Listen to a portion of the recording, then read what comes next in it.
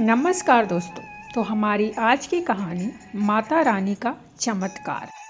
दिल्ली की सड़कों पर हर सुबह एक नया शोर शुरू होता था। गाड़ियों की आवाज़, हॉर्न की चिल्लाहट और लोगों की भागदौड़। इस भीड़ में कहीं खोई हुई सी थी आरुषि शर्मा। 28 साल की एक सॉफ्टवेयर इंजीनियर। गुड़गांव के एक अपार्टमेंट के 15वें माले पर उसका छोटा सा फ्लैट था। बाहर से देखने में उसकी जिंदगी परफेक्ट थी। अच्छी सैलरी, ब्रांडेड कपड़े, लेटेस्ट स्मार्टफोन और एक चमचमाती कार। लेकिन अंदर से वो खाली थी। हर सुबह वो अपनी कॉफ़ी का मग लेकर बालकनी में खड़ी होती। सामने थी ऊंची ऊंची इमारतें जो सूरज की रोशनी में चमकती थी, लेकिन उसकी आंखों में वो चमक नहीं थी। वो खुद से सवाल करती, एक ये रूटीन मेरी थी। जिंदगी सुबह है, साढ़े लेकिन 6 बजे अलार्म जवाब जल्दी उसे जल्दी कभी तैयार नहीं मिला। होना, मेट्रो की भीड़ में धक्के खाते हुए ऑफिस पहुंचना, और फिर 10-12 घंटे की कोडिंग, रात को 9 या 10 बजे घर लौटना, फ्रिज से कुछ निकाल कर खाना और फिर नेटफ्लिक्स देखते देखते सो जाना। जी हाँ दोस्त, यही थी उसकी जिंदगी। लेकिन ज़्यादातर कॉल्स और व्हाट्सएप चैट तक सीमित थे। उसका परिवार लखनऊ में था। माँ बाप और छोटा भाई अक्षय, जो अब अमेरिका में सेटल हो चुका था। माँ का फ़ोन हर हफ्ते आता और वह पूछती, बेटा कब आ रही हो घर। और उसी का जवाब हमेशा एक जैसा होता, माँ ऑफिस में बहुत काम है। माँ चुप हो जाती, लेकिन फिर कहती, ठीक है, लेकिन अपना ख्याल रखना। माता रानी की पूजा करना। आरुषि हंसती थी। पूजा? उसके पास पूजा पाठ के लिए टाइम कहाँ था। बचपन में वो माँ के साथ लखनऊ के दुर्गा मंदिर जाती थी। नवरात्रि में जागरण, कन्या पूजन और माँ की बनाई खीर, वो सब बस यादें थी अब। लेकिन इस बार नवरात्रि कुछ अलग थी। कुछ ऐसा होने वाला था जो आरुषि की जिंदगी बदल देगा। नवरात्रि से 2 दिन पहले आरुषि का दिन और बुरा हुआ। ऑफिस में उसका प्रोजेक्ट क्रैश हो गया। क्लाइंट ने शिकायत की थी और बॉस मिस्टर शर्मा मीटिंग में सबके सामने चिल्लाए, आरुषि तुम लीड हो, ये तुम्हारी जिम्मेदारी थी, क्या कर रही थी तुम। आरुषि ने सफाई दी, सर मैंने कोड चेक किया था, शायद सर्वर का इशू है। लेकिन शर्मा जी नहीं माने। कोई बहाना नहीं, आज रात तक इसे फिक्स करो। रात 11 बजे वह ऑफिस से निकली। मेट्रो बंद हो चुकी थी तो उसने ओला बुक की। रास्ते में बारिश शुरू हो गई, ट्रैफिक भी जाम था। ड्राइवर ने रेडियो चालू किया तो उस पर बड़ा प्रचलित भजन, तूने मुझे बुलाया शेरा लिए, चल रहा था।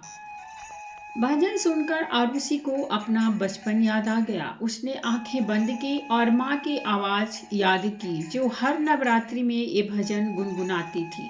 लेकिन फिर अचानक फ़ोन बजा। मैनेजर का कॉल था। आरुषि, क्लाइंट ने फिर कॉल किया, सुबह तक अपडेट चाहिए। वो चुप रही। घर पहुंची तो थकान से चूर थी। फ्रिज खोला तो खाली था। उसने ऑनलाइन पिज़्ज़ा ऑर्डर किया। खाते खाते उसने नेहा को फ़ोन किया। नेहा उसकी कॉलेज की फ्रेंड थी जो अब दिल्ली में ही एक मार्केटिंग फर्म में काम करती थी। नेहा मार्केटिंग फील्ड में काम जरूर करती थी, लेकिन वह धार्मिक प्रवृत्ति की थी। आरुषि ने नेहा से फ़ोन पर कहा, नेहा मैं थक गई हूँ, ये ज़िंदगी कब खत्म होगी। नेहा ने हंसकर कहा, ड्रामा क्वीन, तू इतना स्ट्रेस क्यों लेती है। नवरात्रि आ रही है, व्रत रख, माता रानी सब ठीक कर देगी। आरुषि ने मजाक उड़ाया, हाँ माता रानी आएंगी और मेरा प्रोजेक्ट फिक्स करेंगी। लेकिन नेहा ने जिद की, सुन मैं कल आ रही हूँ, एक छोटी सी मूर्ति लाऊंगी, तू बस उनकी आरती कर। उस रात आरुषि को नींद नहीं आई। वो बिस्तर पर करवटें बदलती रही। अचानक सिर में तेज दर्द शुरू हुआ। उसने पेन किलर खाया, लेकिन दर्द बढ़ता गया। सुबह वो ऑफिस नहीं जा सकी। वह डॉक्टर के पास गई। डॉक्टर ने कहा, माइग्रेन है, स्ट्रेस की वजह से है, आराम करो। लेकिन आराम वो तो शब्दकोश में था ही नहीं। नवरात्रि का पहला दिन था। आरुषि ने सोचा, शायद व्रत रख लें। नेहा सुबह आई, एक छोटी सी दुर्गा माता की मूर्ति लेकर। ये रख घर में, रोज इनकी आरती करना। आरुषि ने मूर्ति को डाइनिंग टेबल पर रखा। नेहा ने हंसकर कहा, अरे इन्हें पूजा की जगह दे। आरुषि ने एक छोटा सा कोना सजाया और माता रानी की मूर्ति को स्थापित किया। एक दिया, अगरबत्ती और कुछ फूल भी चढ़ाए। शाम को उसने आरती की, जय अम्बे गौरी मैया जय श्यामा गौरी। आरती गाते हुए उसकी आंखें नम हो गई। उसके बचपन की यादें ताज़ा हो गई। लखनऊ में माँ के साथ मंदिर जाना, जागरण में भजन गाना, लेकिन फिर फोन बजा और वह अतीत से वर्तमान में वापस आ गई। बॉस का कॉल था, आरुषि प्रोजेक्ट का क्या हुआ? वो चुप रही। सर मैं आज बीमार थी, कल सुबह तक कर दूंगी। रात को उसे फिर सिर दर्द हुआ। उसने मूर्ति के सामने बैठकर प्रार्थना की, माँ अगर आप हैं तो कुछ तो करो। उस रात उसे एक सपना आया। एक औरत लाल साड़ी में थी जो मुस्कुरा रही थी, बेटी धैर्य रख, मैं तेरे साथ हूँ। आरुषि जागी तो पसीना पसीना थी। क्या ये माता रानी थी या सिर्फ उसका दिमाग?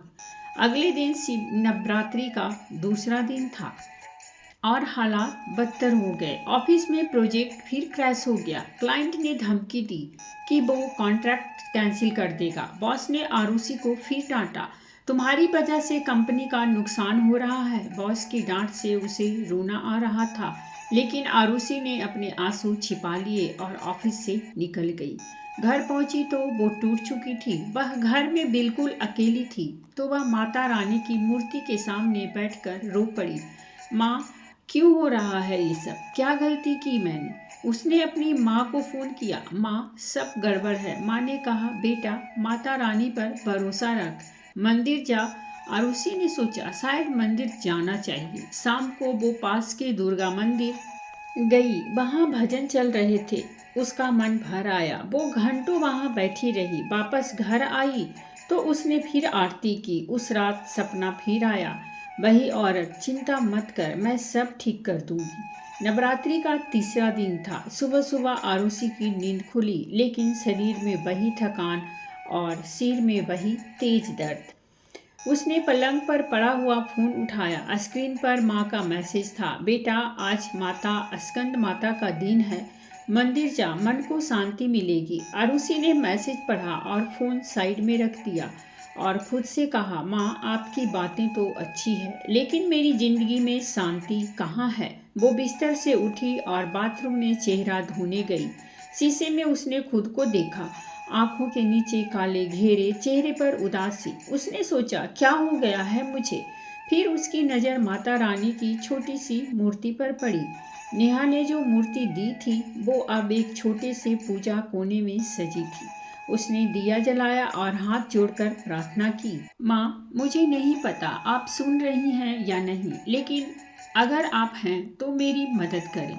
उस दिन आरुषि का ऑफिस जाने का मन नहीं था। उसने मैनेजर को मैसेज किया, सर मैं आज वर्क फ्रॉम होम करूंगी, तबीयत ठीक नहीं है। जवाब आया, ठीक है लेकिन प्रोजेक्ट की डेडलाइन कल है, कोई गलती नहीं होनी चाहिए। आरुषि ने लैपटॉप खोला और कोडिंग में मन नहीं लगा। दोपहर को नेहा का फोन आया, क्या कर रही है, व्रत रखा? आरुषि ने उदास स्वर में कहा, नहीं यार भूख लग रही थी, सैंडविच खा लिया। नेहा ने डांटा, अरे कम से कम एक दिन तो रख, चल मैं शाम को आ रही हूँ, मंदिर चलेंगे। आरुषि ने मना करने की कोशिश की, लेकिन नेहा ने जिद पकड़ी। शाम को नेहा आई। उसने एक लाल चुनरी लाकर माता की मूर्ति पर चढ़ाई। चल तैयार हो, पास के मंदिर में जागरण है। आरुषि अनमने ढंग से तैयार हुई। वो जीन्स और टी शर्ट में थी, लेकिन नेहा ने कहा, अरे कुछ ट्रेडिशनल पहन, माता रानी को अच्छा लगेगा। आरुषि ने अलमारी से एक पुराना क्रीम रंग का सलवार कुर्ता निकाला। उसने नेहा को बताया, ये माँ ने सिलवाया था मेरे लिए, कॉलेज के बाद पहली बार पहन रही हूँ।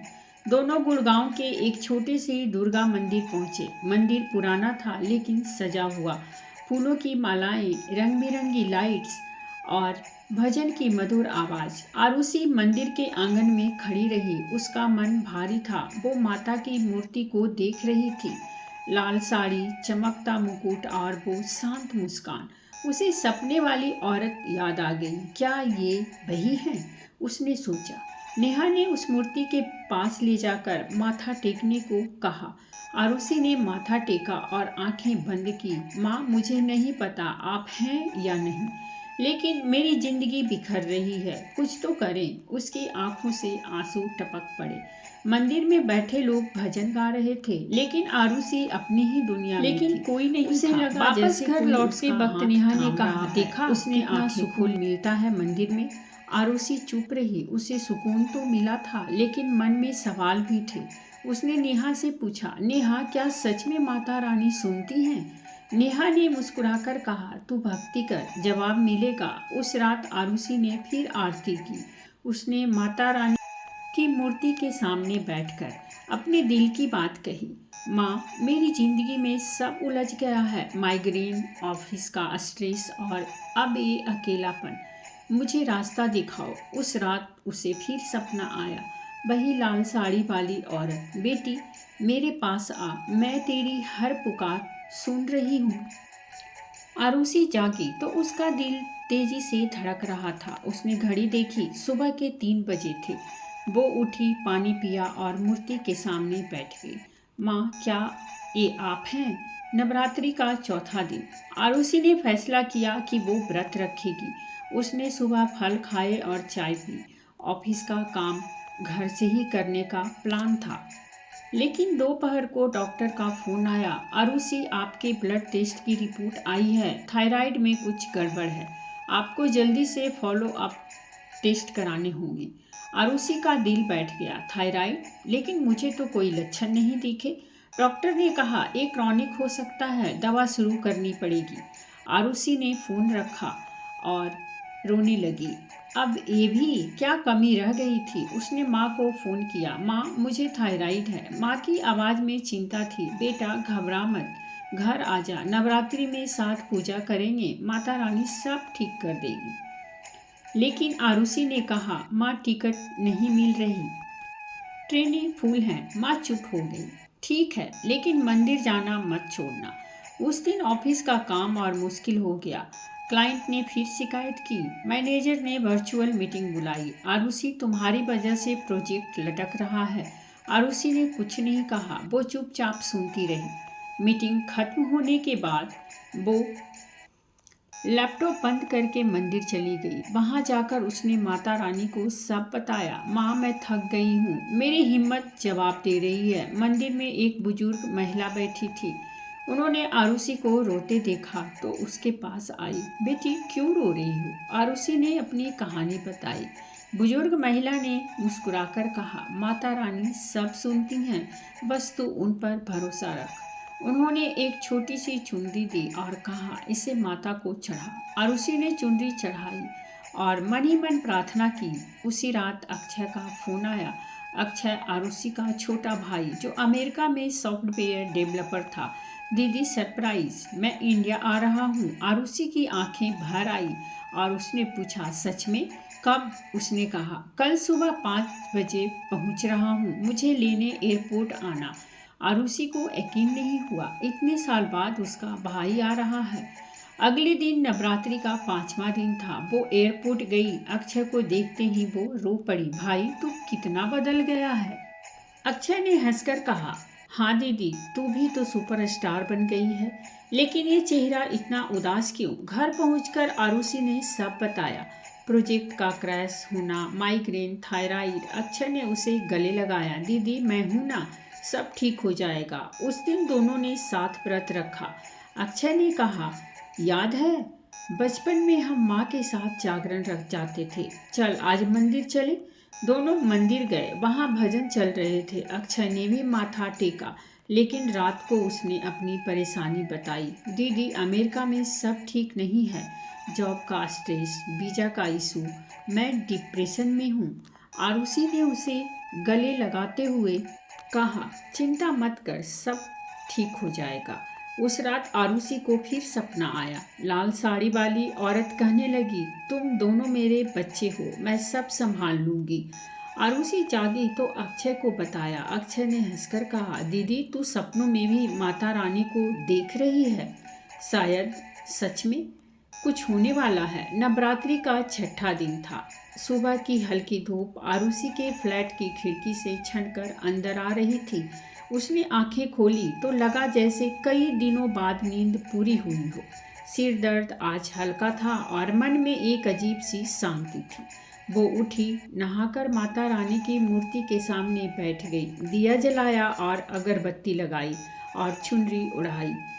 माँ, आपने मेरे भाई को मेरे पास भेजा, इसके लिए शुक्रिया, लेकिन मेरी जिंदगी अभी भी उलझी है, मुझे रास्ता दिखाओ। उसने मन ही मन प्रार्थना की। अक्षय अभी भी सो रहा था। वो रात को देर तक जागता रहा था क्योंकि अमेरिका से आए जेट लैग ने उसे परेशान किया हुआ था। आरुषि चुपके से किचन में जाकर फल काटे और 2 गिलास जूस बनाया। उसने सोचा कम से कम आज व्रत ठीक से रखूंगी। उसने फोन पर माता रानी का भजन चलाया, अम्बे तू है जगदम्बे काली, और खुद को उस मधुर स्वर में खोने दिया। अक्षय उठा तो उसे देखकर मुस्कुराया। वाह दीदी, तू तो पूरी भक्त बन गई है। आरुषि ने हंसकर कहा। हाँ, तू भी तैयार हो जा, आज फिर मंदिर चलेंगे। अक्षय ने माथा पीटा। दीदी, मैं तो अभी सोया हूँ। लेकिन आरुषि की जीत के आगे वो हार गया। दोनों ने नाश्ते में फल खाए और मंदिर के लिए निकल पड़े। मंदिर में आज भीड़ ज्यादा थी। नवरात्रि का उत्साह चरम पर था। लोग फूल, नारियल और चुनरी चढ़ा रहे थे। आरुषि और अक्षय ने भी माता को फूल चढ़ाए। वहाँ एक पंडित जी भक्तों को आशीर्वाद दे रहे थे। उन्होंने आरुषि को देखा और बुलाया। बेटी, तुम्हारा चेहरा उदास क्यों है? आरुषि ने अपनी परेशानियाँ बताई। माइग्रेन, ऑफिस का स्ट्रेस और थायराइड। पंडित जी ने मुस्कुराकर कहा, माता रानी सब देख रही हैं, तुम बस अपनी भक्ति जारी रखो। नवरात्रि का हर दिन एक नई शक्ति देता है। आज माता कात्यायनी का दिन है, वो तुम्हारी हर मनोकामना पूरी करेंगी।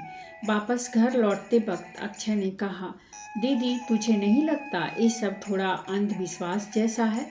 मेरा मतलब माता रानी प्रोजेक्ट फिक्स करेंगी या मेरे वीजा का इशू सॉल्व करेंगी? आरुषि ने गहरी सांस ली। पता नहीं भाई, लेकिन मंदिर में जो सुकून मिलता है वो कहीं और नहीं। शायद ये विश्वास ही हमें हिम्मत देता है। दोपहर को आरुषि ने लैपटॉप खोला। क्लाइंट का प्रोजेक्ट अब भी अधर में लटका था। डेडलाइन आज रात थी और उसका दिमाग खाली था। वो कोडिंग शुरू करने वाली थी कि तभी उसका फ़ोन बजा। मैनेजर का कॉल।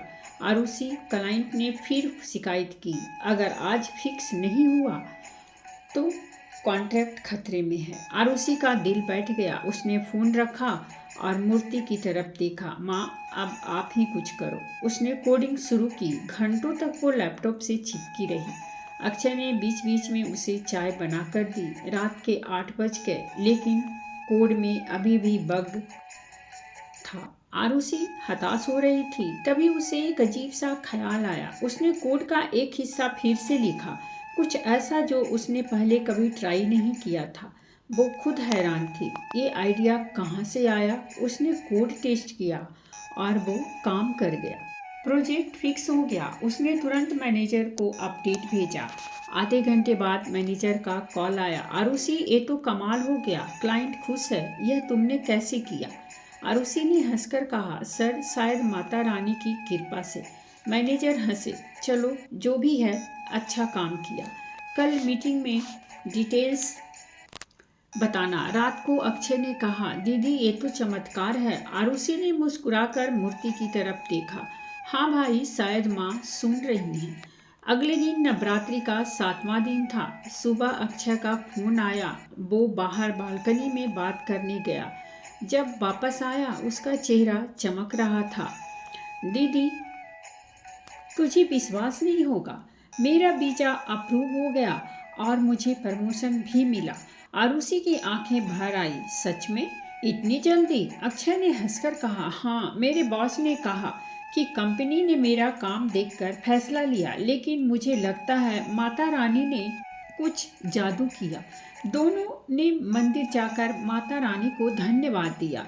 वहाँ एक जागरण का आयोजन था। आरुषि और अक्षय ने भजन गाए। भजन गाते हुए आरुषि को लगा जैसे उसका सारा बोझ हल्का हो रहा है। उस रात घर लौटकर आरुषि ने माँ को फ़ोन किया। माँ, सब ठीक हो रहा है, अक्षय आया है और मेरा प्रोजेक्ट भी फिक्स हो गया है।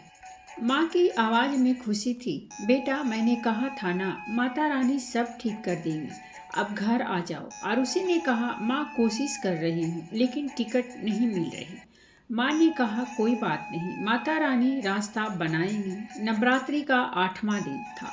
आरुषि को डॉक्टर का फ़ोन आया। आरुषि, आपकी नई टेस्ट रिपोर्ट आई है, सब नॉर्मल है। आरुषि को यकीन नहीं हुआ। डॉक्टर, लेकिन आपने तो कहा था कि थायराइड क्रॉनिक है। डॉक्टर भी हैरान थे। हाँ, मुझे भी समझ नहीं आ रहा, पिछली रिपोर्ट में साफ समस्या थी, लेकिन ये नई रिपोर्ट पूरी तरह नॉर्मल है। शायद कोई लैब एरर था। फिर भी एक बार और टेस्ट कर लो। आरुषि ने फ़ोन रखा और मूर्ति के सामने बैठ गई। माँ, ये आपने किया है ना? उसकी आंखों से आंसू बह रहे थे। अक्षय ने पूछा, क्या हुआ दीदी? उसने सब बताया। अक्षय ने हंसकर कहा, ऐसा लगता है जैसे माता रानी जादू करती हैं। उस दिन आरुषि ने फैसला किया कि वो लखनऊ जाएगी। उसने ऑनलाइन टिकट चेक की और जैसे चमत्कार हो, 2 टिकट उपलब्ध थी। उसने तुरंत बुक कर दी। अक्षय, हम माँ पापा के पास जा रहे हैं। अक्षय खुशी से उछल पड़ा। वाह दीदी, ये तो माता रानी का बुलावा है। रात को दोनों ने मंदिर में जाकर विशेष पूजा की। आरुषि ने माता को एक नई चुनरी चढ़ाई और मन ही मन कहा, माँ, आपने मेरी जिंदगी बदल दी। नवरात्रि का 9वां दिन था। आरुषि और अक्षय सुबह जल्दी उठे। उनके चेहरे पर एक अजीब सी उत्सुकता थी। आज वो लखनऊ जा रहे थे, माँ पापा के पास। टिकट का मिलना अपने आप में एक चमत्कार था, क्योंकि नवरात्रि के समय ट्रेनें आमतौर पर फुल रहती थी। आरुषि ने अपना बैग पैक किया और माता रानी की छोटी सी मूर्ति को सावधानी से एक कपड़े में लपेटकर बैग में रख लिया।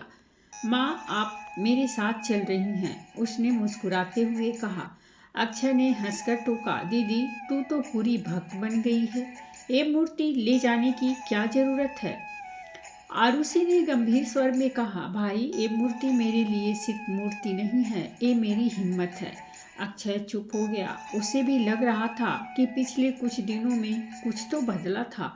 उसका पिज्जा, प्रमोशन और दीदी की सेहत, सब कुछ एकाएक ठीक होने लगा था।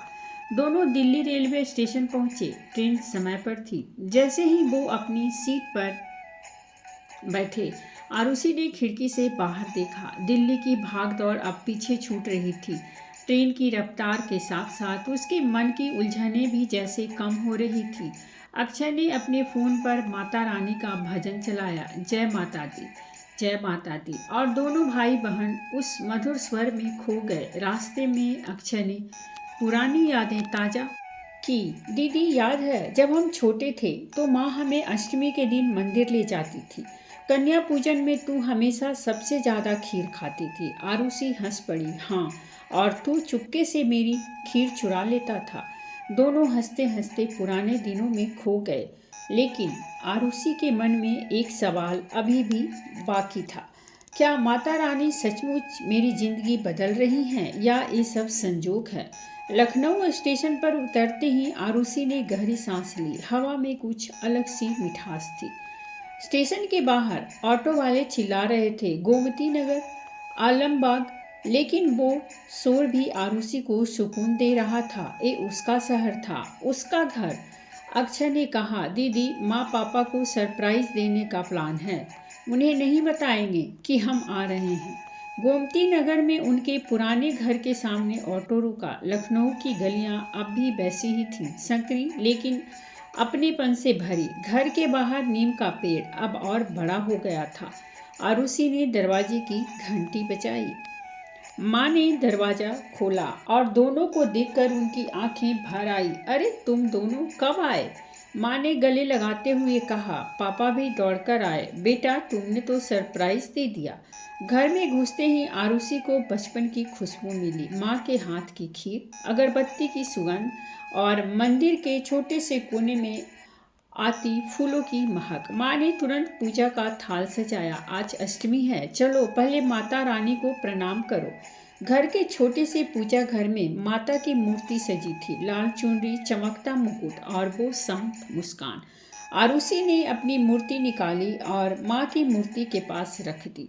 माँ, ये मेरी माता रानी है, दिल्ली से लाई हूँ। पापा ने हंसकर कहा, बेटी तू तो बड़ी भक्त हो गई, पहले तो तुझे पूजा में कोई इंटरेस्ट नहीं था। आरुषि ने सब कुछ बताया, माइग्रेन, थायराइड, प्रोजेक्ट और फिर कैसे सब ठीक होने लगा। माँ की आंखें नम हो गई। मैंने कहा था ना, माता रानी सब सुनती हैं। अक्षय ने अपनी कहानी सुनाई। Visa, promotion. पापा ने कहा, ये सब माता की कृपा है। आज रात जागरण है मोहल्ले में, तुम दोनों भी चलना। शाम को मोहल्ले में जागरण की तैयारियां जोरों पर थी। गली के आखिरी छोर पर एक बड़ा पंडाल सजा था। फूलों की मालाएं, रंग बिरंगी लाइट्स और माता की विशाल मूर्ति। मोहल्ले की औरतें भजन गा रही थीं। आरुषि और अक्षय भी पंडाल में शामिल हो गए। माँ ने कन्या पूजन की तैयारी की थी। 9 छोटी छोटी लड़कियां सजी धजी माता का रूप बनकर बैठी थी। आरुषि ने माँ के साथ कन्या पूजन में हिस्सा लिया। उसने हर लड़की के पैर छुए, उन्हें तिलक लगाया और खीर परोसी। एक छोटी सी लड़की, शायद 6 साल की, ने मुस्कुराकर कहा, दीदी आप बहुत अच्छी हैं। आरुषि की आंखें भर आई। उसे अपनी बचपन की नवरात्रि याद आ गई, जब वो भी ऐसे ही पूजी जाती थी। जागरण शुरू हुआ। भजन, कीर्तन और ढोलक की थाप। आरुषि को लगा जैसे वो किसी और दुनिया में है। उसने माइक लिया और अपनी कहानी सुनाई। मैं दिल्ली में थी, टूटी हुई, माइग्रेन, स्ट्रेस और अकेलापन, लेकिन माता रानी ने मुझे बुलाया। उनके सपने आए और फिर सब बदल गया। मोहल्ले के लोग तालियां बजाने लगे। एक बुजुर्ग चाची ने कहा, बेटी ये माता का चमत्कार है, तूने सच्चे दिल से उन्हें पुकारा तो माँ ने सुना। रात को घर लौटकर आरुषि ने माँ से कहा, माँ मुझे अब विश्वास हो गया है, माता रानी सच में है। माँ ने उसे गले लगाया। बेटा भक्ति में ताकत होती है, तूने धैर्य रखा, इसलिए माँ ने तुझे रास्ता दिखाया। नवरात्रि का आखिरी दिन था, नवमी। सुबह माँ ने हवन की तैयारी की। घर में हवन की सुगंध फैल गई। आरुषि और अक्षय ने हवन में आहुति दी। पंडित जी ने मंत्र पढ़े। हवन के बाद माँ ने आरुषि को एक छोटी सी चुनरी दी। ये माता का आशीर्वाद है, इसे हमेशा अपने पास रखना।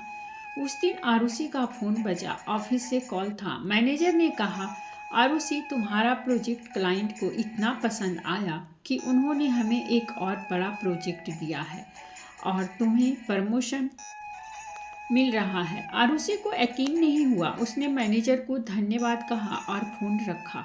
उसने माँ, पापा और अक्षय को बताया। सब खुशी से झूम उठे।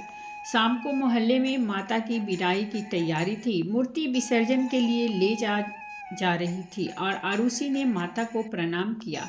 माँ आपने मेरी जिंदगी बदल दी, मैं हमेशा आपकी भक्ति करूंगी। उस रात उसे फिर सपना आया। लाल साड़ी वाली औरत जो अब स्पष्ट रूप में माता रानी थी। बेटी तू मेरे साथ है और मैं तेरे साथ। तू जब भी मुझे सच्चे दिल से पुकारेगी मैं हमेशा सुनूंगी। नवरात्रि का समापन हो चुका था। लखनऊ में माता रानी की मूर्ति विसर्जन के बाद गलियां शांत हो गई थी, लेकिन आरुषि के मन में एक नई उमंग थी। सुबह की पहली किरण के साथ वो अपने घर की छत पर खड़ी थी। नीम के पेड़ की पत्तियां हवा में हल्के हल्के हिल रही थी और दूर कहीं मंदिर की घंटियां बज रही थी। उसने गहरी सांस ली। माँ आपने मुझे नई जिंदगी दी, उसने मन ही मन कहा। इतने में उसकी माँ ने आवाज दी, बेटा चाय तैयार है, नीचे आ। आरुषि मुस्कुराई। घर की गर्माहट, माँ की आवाज़ और पापा की अखबार पढ़ते हुए टिप्पणियाँ, ये सब उसे दिल्ली की भागदौड़ से बहुत दूर ले गया था। अक्षय भी नीचे आ गया। कुछ दिनों में उसकी फ्लाइट थी और वो वापस अमेरिका जाने की तैयारी में था, लेकिन इस बार उसका चेहरा उदास नहीं था। दीदी मैं जब भी आऊँगा माता रानी को प्रणाम करने लखनऊ जरूर आऊँगा, उसने कहा। नाश्ते की मेज पर माँ ने पूछा, बेटा आप क्या प्लान है, कब जा रही है दिल्ली? आरुषि ने एक पल सोचा। माँ मैं कुछ दिन और रुकना चाहती हूँ, ऑफिस से छुट्टी ले लूँगी।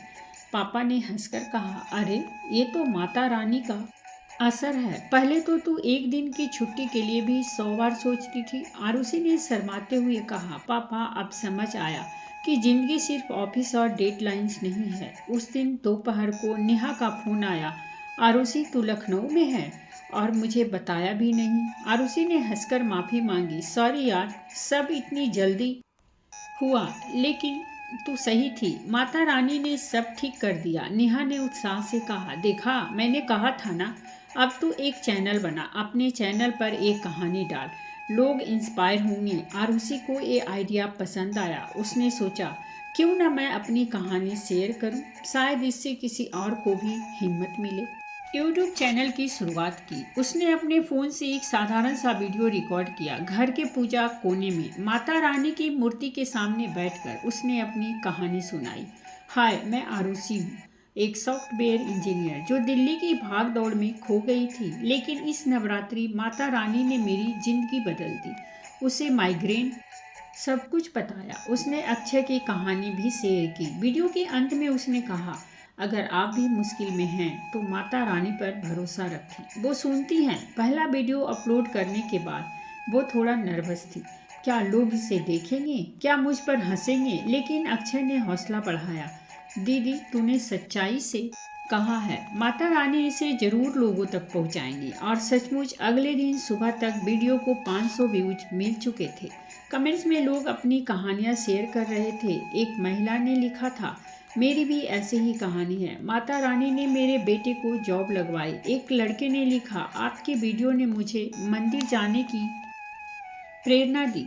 आरुषि की आंखें नम हो गई। उसने माँ को दिखाया। माँ ने कहा, बेटा ये माता का आशीर्वाद है, तूने जो शुरू किया उसे जारी रख। उस दिन से आरुषि ने हर हफ्ते एक नया वीडियो डालने का फैसला किया। वो मॉडर्न कहानियाँ सुनाती जिसमें माता रानी की भक्ति और चमत्कार की झलक होती। कुछ दिन बाद आरुषि और अक्षय दिल्ली लौट आए। अक्षय को अमेरिका के लिए फ़्लाइट लेनी थी और आरुषि को ऑफिस ज्वाइन करना था, लेकिन इस बार उसका मन हल्का था। ऑफिस में उसके प्रमोशन की औपचारिक घोषणा हुई। मैनेजर ने कहा, आरुषि तुम अब सीनियर प्रोजेक्ट लीडर हो और ये नया प्रोजेक्ट तुम्हारी जिम्मेदारी है। आरुषि ने मुस्कुराकर हामी भरी। इस बार वो डर नहीं रही थी, उसे भरोसा था कि माता रानी उसके साथ हैं। घर लौटकर उसने अपने पूजा के कोने को और सजा दिया। माता रानी की मूर्ति के पास एक छोटा सा दिया, फूल और वो चुनरी जो माँ ने दी थी। रोज सुबह और शाम आरती करती वो। नेहा एक मजाक में कहा, आरुषि तू तो पूरी पंडिताइन बन गई है। आरुषि ने हंसकर जवाब दिया, नहीं यार, बस अब समझ आया कि जिंदगी में सुकून क्या होता है। उसके चैनल पर व्यूज बढ़ रहे थे, लोग उसकी कहानियों से जुड़ रहे थे। एक दिन उसे एक कमेंट मिला जिसमें एक लड़की ने लिखा था, मैं डिप्रेशन में थी, आपका वीडियो देखकर मैंने माता रानी की पूजा शुरू की, अब मुझे हिम्मत मिल रही है। आरुषि ने उसका जवाब दिया, माता रानी पर भरोसा रखो, वो सब ठीक कर देंगी। एक रात आरुषि को फिर वही सपना आया, लाल साड़ी में माता रानी, उनकी शांत मुस्कान, बेटी तूने मेरे नाम को फैलाया, मैं हमेशा तेरे साथ हूँ। आरुषि जागी तो उसका दिल खुशी से भरा था। उसने तुरंत एक नया वीडियो रिकॉर्ड किया। इस बार उसने अपनी पूरी कहानी दिल्ली के स्ट्रीट्स से लेकर लखनऊ के जागरण तक विस्तार से सुनाई। उसने कहा, माता रानी कोई मूर्ति नहीं, वो एक शक्ति हैं, वो हमारे दिल में हैं, बस हमें उन्हें सच्चे मन से पुकारना है। उसके चैनल ने अब हजारों सब्सक्राइबर बना लिए थे। लोग अपनी कहानियां शेयर कर रहे थे और आरुषि उनकी मदद करने की कोशिश करती। वो मंदिरों में जाकर भजन रिकॉर्ड करती और नवरात्रि के लिए स्पेशल वीडियोज बनाती। फिर उसकी ज़िंदगी अब सिर्फ ऑफिस तक सीमित नहीं थी। उसने अपने अंदर के खालीपन को माता रानी की भक्ति से भर दिया था। अक्षय अमेरिका से वीडियो कॉल करता, दीदी तेरा चैनल तो सुपर हिट है, अगली बार भी मैं तेरे साथ वीडियो बनाऊंगा। आरुषि हंसती, हाँ, और माता रानी को भी क्रेडिट देगी। दिल्ली की सर्द सुबह थी, नवरात्रि के बाद का समय था और शहर फिर से अपनी रफ्तार में लौट चुका था। लेकिन आरुषि की जिंदगी अब पहले जैसी नहीं थी। वो अब भी अपनी सॉफ्टवेयर इंजीनियरिंग की नौकरी करती थी, लेकिन उसका दिल अब ऑफिस की डेडलाइंस और बॉस की डांट से नहीं डरता था। उसने अपने पूजा के कोने को और खूबसूरती से सजाया था। माता रानी की मूर्ति, माँ की दी हुई चुनरी और हर सुबह जलने वाला दिया, ये सब अब उसकी जिंदगी का हिस्सा बन चुके थे। हर सुबह वो उठती, नहाकर पूजा करती और माता रानी का भजन गाती। जय अम्बे गौरी मैया, जय श्यामा गौरी की मधुर धुन उसके फ्लैट में गूंजती। ऑफिस जाने से पहले वो एक छोटा सा वीडियो रिकॉर्ड करती, जिसमें वो माता रानी की भक्ति की बातें, अपने अनुभव या किसी और की कहानी शेयर करती। उसका यूट्यूब चैनल अब तेजी से बढ़ रहा था। 6 महीने में उसके 50,000 सब्सक्राइबर हो चुके थे। लोग उसके वीडियोज पर कमेंट्स करते, अपनी कहानियाँ शेयर करते और माता रानी की भक्ति की प्रेरणा पाते। एक दिन सुबह आरुषि अपने चैनल के कमेंट्स पढ़ रही थी। एक कमेंट ने उसका ध्यान खींचा। एक लड़की प्रिया ने लिखा था, दीदी मैं डिप्रेशन से गुजर रही थी। मेरे पति ने मुझे छोड़ दिया और मैं टूट चुकी थी, लेकिन आपके वीडियोज देखकर मैंने माता रानी की पूजा शुरू की। अब मुझे हिम्मत मिल रही है। आरुषि की आंखें नम हो गई। उसने प्रिया को जवाब दिया, माता रानी तुम्हारे साथ हैं, बस विश्वास रखो। उसने सोचा, अगर मेरी कहानी एक इंसान की भी जिंदगी बदल सकती है तो ये मेरी सबसे बड़ी उपलब्धि है। एक दिन नेहा ने फ़ोन किया, आरुषि तेरा चैनल तो सुपरहिट हो गया है, अब तू क्या सेलिब्रिटी बनने वाली है? आरुषि हंस पड़ी, अरे सेलिब्रिटी नहीं, बस माता रानी की भक्त। मैं चाहती हूँ कि ज़्यादा से ज़्यादा लोग उनकी भक्ति को जानें। नेहा ने कहा, चल अगली नवरात्रि में हम एक बड़ा इवेंट करेंगे, तू अपने चैनल के लिए जागरण ऑर्गेनाइज कर। ये आइडिया आरुषि को पसंद आया। उसने अपने चैनल पर एक अनाउंसमेंट वीडियो डाला, दोस्तों अगली नवरात्रि में हम दिल्ली में एक बड़ा जागरण करने जा रहे हैं, आप सब आमंत्रित हैं। माता रानी की भक्ति में शामिल हों और अपनी कहानियाँ शेयर करें। वीडियो वायरल हो गया। लोग कमेंट्स में अपनी उत्सुकता दिखाने लगे। कुछ ने लिखा, हम लखनऊ से आएंगे, तो कुछ ने लिखा, हम माता रानी की कहानियाँ सुनने के लिए तैयार हैं। उसी दिन ऑफिस में मैनेजर ने बुलाया, आरुषि तुमने जो नया प्रोजेक्ट लीड किया वो क्लाइंट को बहुत पसंद आया, कंपनी तुम्हें एक अवार्ड देना चाहती है। आरुषि ने मुस्कुराकर कहा, थैंक यू सर, लेकिन ये सब माता रानी की कृपा है। मैनेजर हंसे, तुम और तुम्हारी माता रानी, लेकिन अच्छा काम किया। शाम को घर लौटकर आरुषि ने माता रानी को प्रणाम किया। उसने अपने पूजा के कोने में बैठकर एक डायरी निकाली, जिसमें उसने अपनी जिंदगी के पिछले कुछ महीनों को लिखा। उसने लिखा, माता रानी आपने मुझे न सिर्फ मेरी परेशानियों से निकाला, बल्कि मुझे एक मकसद दिया। आज मैं अपनी कहानी के जरिए दूसरों की मदद कर रही हूँ, ये सब आपकी कृपा है। अगली नवरात्रि आ गई। आरुषि और नेहा ने मिलकर दिल्ली के एक बड़े हॉल में जागरण का आयोजन किया। हॉल को फूलों, लाइट्स और माता रानी की विशाल मूर्ति से सजाया गया था। आरुषि के चैनल के सब्सक्राइबर, मोहल्ले के लोग और दूर दूर से आए भक्त शामिल हुए। मंच पर माता रानी की मूर्ति थी और सामने सैकड़ों लोग भजन गा रहे थे। जय माता दी की गूंज हॉल में फैल रही थी। आरुषि ने माइक लिया और अपनी कहानी दोबारा सुनाई। 1 साल पहले मैं टूटी हुई थी, माइग्रेन, स्ट्रेस, अकेलापन, लेकिन माता रानी ने मुझे बुलाया। उनके सपनों ने मुझे रास्ता दिखाया। आज मैं यहाँ हूँ आप सबके सामने, क्योंकि माता रानी ने मुझे नई जिंदगी दी। हॉल में तालियां गूंज उठी। कई लोगों की आंखें नम थी। प्रिया, वही लड़की जिसने कमेंट किया था, वहाँ मौजूद थी। उसने मंच पर आकर अपनी कहानी सुनाई। माता रानी ने मुझे हिम्मत दी। आज मैं फिर से जिंदगी जी रही हूँ। जागरण रात भर चला, भजन, कीर्तन और नृत्य। आरुषि ने देखा कि लोग एक दूसरे से अपनी कहानियाँ शेयर कर रहे थे। एक बुजुर्ग व्यक्ति ने बताया कि माता रानी ने उनकी बेटी की शादी तय करवाई। एक युवक ने कहा कि उसका बिजनेस माता रानी की कृपा से चल पड़ा। आरुषि का दिल भर आया। उसने सोचा, माता रानी आपने न सिर्फ मेरी जिंदगी बदली, बल्कि इतने लोगों को जोड़ा। जागरण के बाद आरुषि की जिंदगी पूरी तरह बदल चुकी थी। उसका चैनल अब लाखों सब्सक्राइबर तक पहुंच गया था। वो हर नवरात्रि में जागरण आयोजित करती और अपनी वीडियोज मॉडर्न और भावनात्मक कहानियाँ शेयर करती। उसने अपनी नौकरी जारी रखी, लेकिन अब वो स्ट्रेस को हैंडल करना जानती थी। वो कहती, माता रानी मेरे साथ हैं तो डर किस बात का। एक रात जब वो अपने फ्लैट में अकेली थी, उसे फिर वही सपना आया। लाल साड़ी, माता रानी, उनकी शांत मुस्कान, बेटी तूने मेरे नाम को दुनिया तक पहुंचाया, अब तेरा हर कदम मेरे साथ है। आरुषि जागी तो उसकी आंखों में आंसू थे, लेकिन चेहरे पर सुकून। उसने माता की मूर्ति को प्रणाम किया और मन ही मन कहा, माँ, मैं हमेशा आपकी भक्त रहूंगी। वह अपने चैनल के हर वीडियो में यही संदेश देती, जिंदगी में मुश्किलें आएंगी, लेकिन माता रानी पर भरोसा रखो, वो हर पुकार सुनती हैं। अक्षय, जो अब अमेरिका में खुशहाल था, वीडियो कॉल पर कहता, दीदी तूने माता रानी को ट्रेंडिंग में ला दिया।